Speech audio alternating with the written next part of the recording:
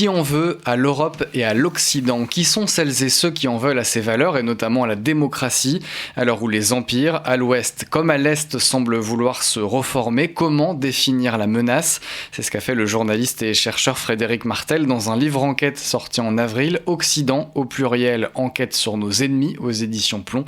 On va en parler avec lui sur Euradio. Bonjour Frédéric Martel. Bonjour. Je rappelle qu'on peut vous écouter tous les dimanches de 18h à 20h dans votre émission Soft Power sur France Culture, et vous êtes aussi docteur en sciences sociales et vous enseignez à l'Université des Arts de Zurich. Alors on peut commencer d'abord sur la méthode avec laquelle vous avez écrit ce livre. Vous avez donc voyagé un peu partout dans le monde et rencontré celles, mais surtout ceux qui s'opposent à l'Occident. Pourquoi avoir décidé de procéder de cette façon ? Mais il y a plusieurs livres possibles lorsqu'on veut s'adresser à, au fond, essayer de comprendre l'occidentalisme, la haine, ou en tout cas la détestation de l'Occident. On peut faire un essai et au fond rester dans son salon, sa chambre, sa salle à manger, et essayer de proposer des solutions et donner son point de vue. Et c'est d'ailleurs très, très légitime. Beaucoup de livres ont été écrits et souvent d'ailleurs avec, je les ai lus parfois et souvent j'ai trouvé ces thèses intéressantes. Ou alors, au lieu de donner son point de vue, on peut partir sur le terrain au contact, en l'occurrence des contradicteurs de l'Occident, et essayer de comprendre ce qu'il y a dans leur tête. Donc plusieurs centaines d'entretiens et un certain nombre aussi de sources qui ne sont pas dans le livre mais que vous avez mis sur une page internet à côté. Pourquoi ce S derrière Occident dans le titre, ce pluriel ? Parce qu'au fond, on est aujourd'hui, et c'est peut-être une des évolutions de notre époque, on est, me semble-t-il, encerclés, nous Européens, nous Français, par deux critiques qui nous sont adressées. La première, c'est la critique classique, disons, marxiste-léniniste comme point de départ, l'URSS, la Russie, jusqu'à la Russie de Poutine, même si Poutine n'est pas tout à fait, et c'est le moins qu'on puisse dire, un communiste. C'est la critique, évidemment, de la Chine, de Mao à Xi Jinping, par certains aspects aussi, celle de Chavez au Venezuela ou de Castro, Miguel aujourd'hui à Cuba. Parallèlement à ça, il y a, et c'est la nouveauté au fond de notre époque, une critique qui est adressée à l'Occident sur sa droite extrême, que ce soit par les idéologues de Donald Trump, mais aussi peut-être par Milei en Argentine, Orban jusqu'à peu en Hongrie. Et d'un côté, au fond, nous avons des gens qui veulent détruire l'Occident, ou en tout cas le remettre à sa place. Critique d'ailleurs postcoloniale, c'est aussi le discours islamiste. Et de l'autre, c'est une critique comme si l'Occident avait trahi, comme s'il était décadent, comme il avait abandonné ses propres valeurs, soit parce qu'il aurait perdu la religion, disent Orban et pour une part les Trumpistes, soit parce qu'il serait devenu woke, c'est la critique américaine encore une fois, soit parce qu'il se serait enfermé dans un état de droit trop rigide qui l'empêche de pouvoir défendre les libertés ou le peuple. Ce qui est intéressant, c'est que ces deux critiques opposées sont en fait non seulement toutes les deux incantatoires, je dirais basées sur des mensonges, sur un Occident qui n'est pas nous, surtout lorsque l'Occident est aujourd'hui, en tout cas pour nous, essentiellement l'Europe et ses valeurs, et d'autre part, un Occident qui non seulement est fantasmé, mais également qui sert d'alibi, et c'est aussi le sujet du livre, c'est une métaphore,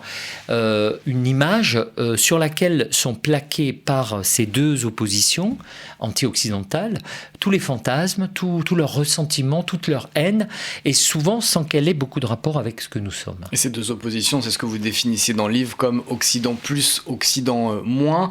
On va détailler certaines de ces oppositions, pas toutes parce que votre travail, on le rappelle, est assez impressionnant. C'est une rencontre avec Steve Bannon, ex-conseiller et tête pensante du président américain Donald Trump, qui vous pousse à vous lancer dans cette enquête. En quoi ce personnage-là représente-t-il très bien cette opposition à l'Occident que vous décrivez dans le livre ? Alors, je ne sais pas s'il représente très bien, parce que Steve Bannon, c'est quand même quelqu'un de très singulier, d'à la fois fortement sympathique. Lorsque je l'ai rencontré pas mal de fois, j'ai aussi eu beaucoup d'échanges avec lui. Honnêtement, c'est quelqu'un de cool et de sympathique. Ça n'enlève rien à la dangerosité extrême de ses propos.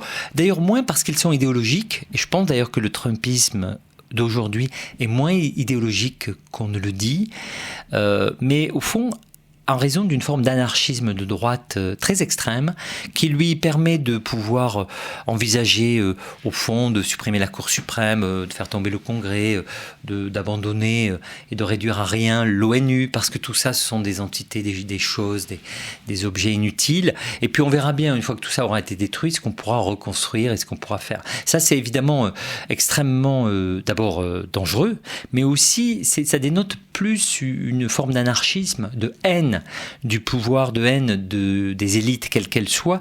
Évidemment, le danger est très grand parce que c'est pas le tout de détruire des institutions qu'il a fallu des décennies, souvent parfois des siècles pour construire, mais c'est évidemment la porte à une anarchie politique qui serait, on l'a vu tout récemment, pour prendre un exemple au Mali, très bien, on a détruit les structures. Aujourd'hui, vous avez les djihadistes qui envahissent le pays. Donc, on peut les écouter, on peut les prendre au sérieux jusqu'à un certain point. On peut aussi être courtois avec eux, c'est mon cas, je suis quelqu'un de poli. Mais lorsque on a fait ça, après, l'objectif c'est de déconstruire leur discours et de les dénoncer. Mais pourquoi Donald Trump et ses soutiens en veulent-ils à ce point-là à l'Europe ? Alors, ça serait une longue histoire. Moi, il se trouve que j'ai fait ma thèse sur l'histoire des États-Unis, que j'ai écrit 3-4 livres aux États-Unis. J'y ai vécu 4 ans. J'ai dirigé les services culturels français à Boston. Il y a beaucoup de raisons. Je pense que d'abord et avant tout, le Trumpisme, c'est un ego en roue libre. Et donc tout ce qui vient un peu heurter ou barrer la route à cet ego en marche est dénoncé. Donc si l'Europe elle fixe des règles ou des régulations, abat l'Europe. C'est aussi au fond c'est un Brexit le Trumpisme, dans le sens où la critique n'est pas contre l'Europe et l'Union européenne, la critique elle est contre Washington et le système américain. Donc c'est aussi détruire les élites et les formes, disons, de représentation par l'élite, que ce soit à Washington ou à Bruxelles.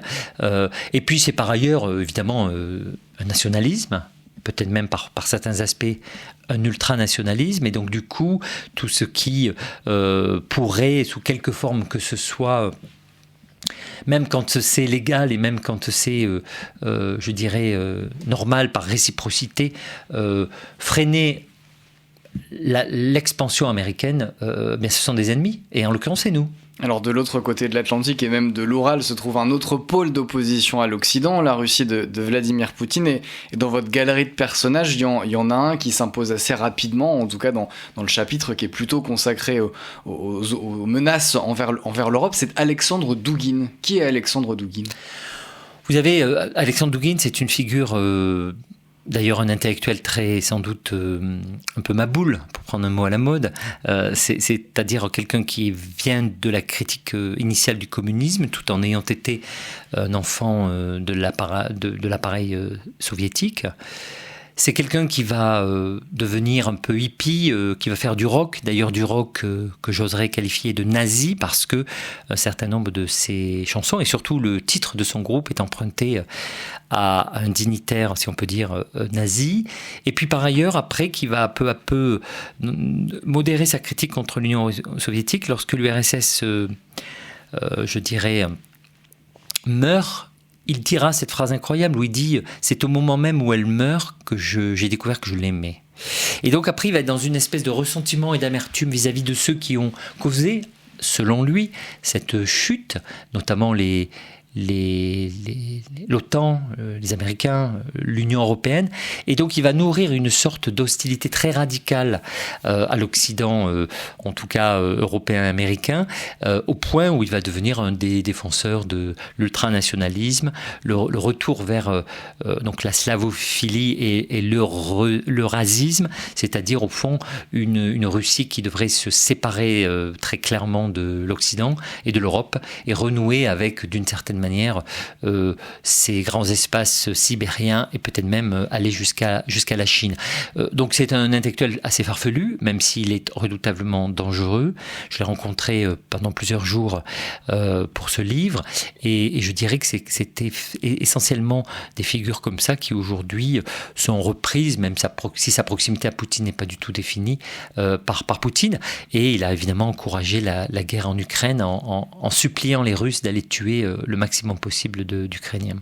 Occident, enquête sur nos ennemis, c'est le titre d'un livre qui s'intéresse à celles et ceux qui en veulent, notamment à l'Europe, et qui veulent remplacer ses valeurs. On en parle avec son auteur, le journaliste et chercheur Frédéric Martel. L'un des plus grands alliés de Vladimir Poutine en Europe, c'était Viktor Orban. Je dis c'était car depuis fin avril, il n'est plus Premier ministre de la Hongrie. Qu'est-ce que vous avez appris sur le relais que constitue Orban pour Poutine ? Pour une part, Orban, c'est pas le seul d'ailleurs, hein, c'est vrai en Slovaquie, le président polonais, aujourd'hui un peu la Bulgarie, d'autres, je dirais, partis qui ne sont pas au pouvoir en République tchèque ou en Roumanie.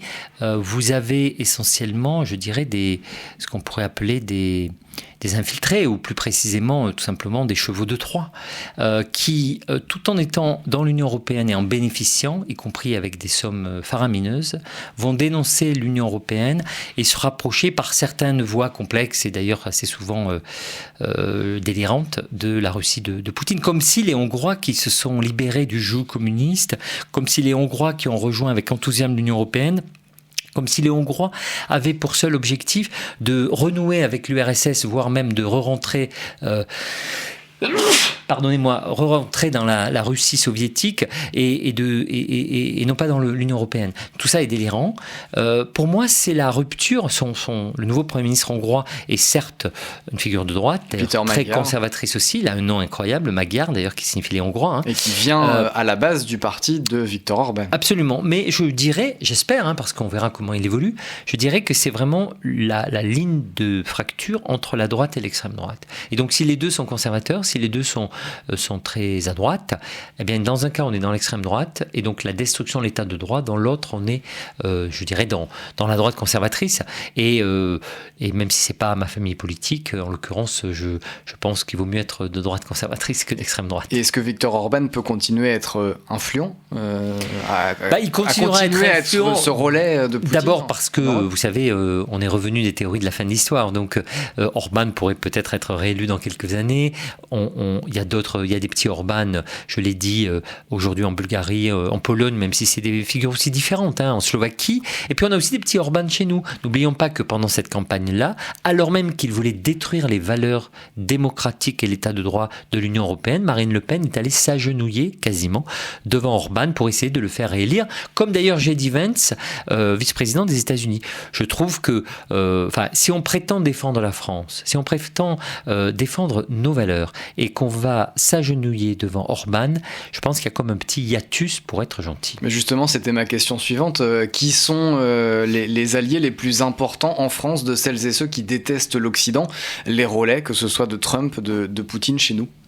Vous avez encore une fois deux grandes familles anti-occidentales que j'appelle l'Occident plus et l'Occident moins, ceux qui en veulent plus et qui aimeraient renouer avec un Occident idéalisé et en fait factice et quasiment nous ramener à avant le grand schisme, donc au Moyen-Âge, et les autres qui veulent nous considérer que nos valeurs sont des valeurs régionales au fond, qui n'ont pas de raison d'être diffusées en Asie ou en Amérique latine et qui pensent donc que nous sommes des imposteurs lorsqu'on défend nos valeurs comme étant universelles.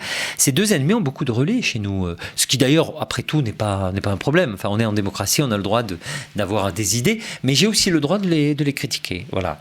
Et donc, vous avez le monde diplomatique qui a repris de manière constante la propagande de Chavez et de Maduro, mais aussi celle de Fidel Castro, y compris en mentant sur les faits, par exemple sur l'état de la santé dans ces pays ou l'état de l'éducation, à Cuba, qui est faux, tout ce qui a été dit depuis 50 ans. Mais c'est aussi, vous avez, je ne sais pas, sans vouloir le nommer, le candidat du RN à Paris était ouvertement pro-russe. Thierry Mariani. On pourrait citer aussi un certain nombre de personnes qui sont influencées, parfois financées, parfois même cooptées par la Chine ou par la Russie de Poutine et vont avoir chez nous des discours qui s'en rapprochent beaucoup pour plein de raisons. Parfois l'argent, ils sont payés, parfois l'ego parce qu'ils sont mégalos, parfois tout simplement l'idéologie parce qu'ils croient sincèrement et après tout, pourquoi pas, ils en ont le droit dans ces idéologies. Mais encore une fois, moi j'accepte tous les discours et je veux bien parler à tout le monde, mais je peux aussi leur signaler que leurs impostures. Mais donc justement dans le livre, vous définissez à la fois cette critique de l'Occident l'Occident par l'extrême droite à une critique de l'Occident par la gauche, par l'extrême gauche. C'est aussi les deux sont des dangers pour vous, pour l'Europe, pour l'Occident de manière générale? Oui, je pense, oui. Alors, je ne dis pas que ce sont les mêmes, notamment sur les questions, bien sûr, de politique intérieure, ou que ce soit sur l'économie ou sur l'immigration, par exemple, les discours sont évidemment très, très opposés. Mais si vous voulez, le problème, c'est que quand vous détestez à ce point l'Union européenne, ses valeurs, le marché, l'économie marché européenne, mais aussi l'état de droit européen, que vous dénoncez la modernité, parce que tous ces gens, ces ennemis de l'Occident, sont d'abord et avant tout des antidémocrates et des antimodernes. Et donc, du coup, vous en arrivez à vous allier avec des ennemis, avec des ennemis de l'Occident qui deviennent vos amis, alors même que leurs discours rejoignent ceux, par exemple, je dirais, de la haine du libéralisme au bon sens du terme, c'est-à-dire tout simplement la liberté d'expression, liberté d'entreprendre, la liberté d'association, liberté politique via le pluralisme. Et on a donc très souvent, et c'est ce qui m'a frappé, des lectures, par exemple, que font un certain nombre, je dirais, de figures autour de Marine Le Pen ou de Jean-Marie ou de Jean-Luc Mélenchon, qui sont les mêmes. Et vous allez retrouver des croisements incroyables. Je pense à Olavo de Carvalho, qui était cette figure pro-Bolsonaro, intellectuel complètement zarbi et en réalité assez incompétent, qui dialoguait avec Alexandre Douguin, le russe, qui était lu par Steve Bannon et qu'on retrouve dans un certain nombre de textes de chez Orban ou chez certains très proches notamment d'Alain de Benoît, c'est-à-dire la nouvelle droite qui a influencé Marine Le Pen. Est-ce qu'il existe des ponts entre les deux oppositions à l'Occident? En clair, concrètement, est-ce qu'il y a des alliances entre l'Occident plus et l'Occident moins aujourd'hui? Oui, prenez le Brexit. C'est quoi le Brexit? Sinon, d'abord et avant tout, un projet d'extrême droite, disons, nationaliste, ultranationaliste, fermeture des frontières, qui a été encouragé fortement par l'aile gauche du Labour anglais. Et donc là, on voit bien les convergences. De même, vous avez eu très souvent, au niveau de l'Union européenne, des votes communs. Alors souvent, c'est des votes négatifs, bien sûr, ils s'abstiennent ou ils votent contre. Mais voilà, après, encore une fois, je ne dis pas que Marine Le Pen et Jean-Luc Mélenchon sont les mêmes en France, c'est pas du tout mon propos. Je dis qu'à l'international, on voit leurs alliances et que ça permet en réalité de comprendre leurs vraies idées. Et je pense que ça peut nous aider pendant la présidentielle qui arrive, donc dans un an, de les déchiffrer mieux à partir de leurs projets, je dirais, antilibéral, mais aussi anti-moderne et finalement liberticide que ces deux forces politiques entretiennent. La question qu'on peut se poser à la fin de la lecture de votre livre, c'est comment pouvoir critiquer malgré tout l'Occident sans être un ennemi de l'Occident? Comment on arrive à concilier critique sans être dans une opposition radicale? Votre question est très très judicieuse. En fait, je crois qu'il faut distinguer la critique, tout à fait légitime. Et moi, je suis le premier à avoir eu mes propres désaccords avec, si on peut dire, avec l'Union européenne, etc., ou avec le système politique français. Je pense que c'est très sain. C'est d'ailleurs ce qui nous réunit, nous, Européens, la possibilité de se critiquer, de critiquer notre gouvernement, de se battre et d'avoir plein d'idées différentes. Et aussi, on est en crise, de réagir, d'avoir des... Et puis, la haine. C'est pas la même chose. Si vous voulez, si vous haïssez, comme je crains que ce soit un peu le cas de la part de J.D. Vance et parfois de Trump, l'Union européenne, au point où votre souci, c'est de la détruire, parce que c'est quoi d'aller faire campagne pour Orban, sinon d'essayer de détruire de l'intérieur l'Union européenne, ou quand vous faites campagne pour l'AfD, J.D. Vance, c'est d'aller faire campagne pour l'AfD, le parti non seulement d'extrême droite, mais avec des relents pro-nazis allemands, je pense qu'on est dans la haine. Et c'est ça la nuance. Donc la critique, oui, la haine, non. Pour terminer, Frédéric Martel, quelles sont les raisons d'espérer, vos raisons d'espérer sur l'avenir de l'Occident, de l'Europe? Vous terminez votre livre quand même avec certaines propositions, certaines pistes pour réfléchir à l'avenir? Alors les propositions, sans vouloir ne pas y répondre, elles sont assez complexes, donc je renvoie peut-être à cette conclusion du livre. Ce qui me rend optimiste, c'est deux choses. La première, c'est que toutes ces critiques de l'Occident que je fais, en réalité, je suis capable de les faire parce que je cite les dissidents hongkongais, les Taïwanais, les exilés vénézuéliens et cubains, je cite les prix Nobel et autres opposants à Poutine et les anti-Xi Jinping. Donc c'est eux qui disent, c'est pas moi qui viens donner des leçons au reste du monde et au Sud global en leur disant nos valeurs néocoloniales, adoptez-les, elles sont géniales. Non, je constate après cette longue enquête, et même moi-même, je dirais que j'étais pas autant convaincu de ça avant de la commencer. Je suis de plus européen que je ne l'étais quand j'ai commencé ce livre. Je crois profondément que la démocratie, le pluralisme de l'état de droit est la solution, y compris pour les pays musulmans, y compris pour la Chine. Je ne dis pas que ça va arriver. Je ne suis pas, on n'est pas dans l'idéalisme de Fukuyama, pardon, comment il s'appelait Francis Fukuyama, oui. Francis Fukuyama, pardon. Mais je crois qu'on est dans une logique de devoir écouter ces dissidents et aussi les migrants qui par millions quittent certains pays pour en rejoindre d'autres. Et puis deuxième point qui me rend optimiste, c'est que je crois qu'en tout cas dans des pays qui sont un petit peu des démocraties, c'est quand même le cas des États-Unis et je suis optimiste malgré tout.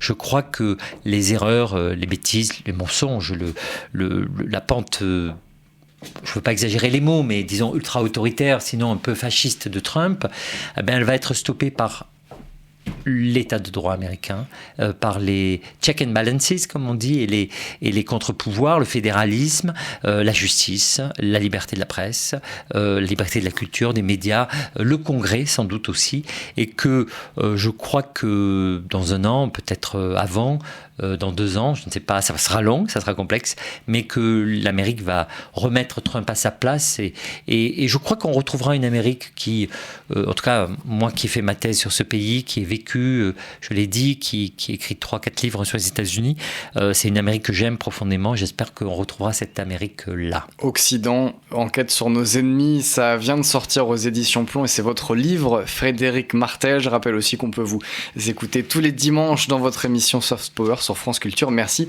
d'être venu nous parler de ce livre aujourd'hui sur Euradio.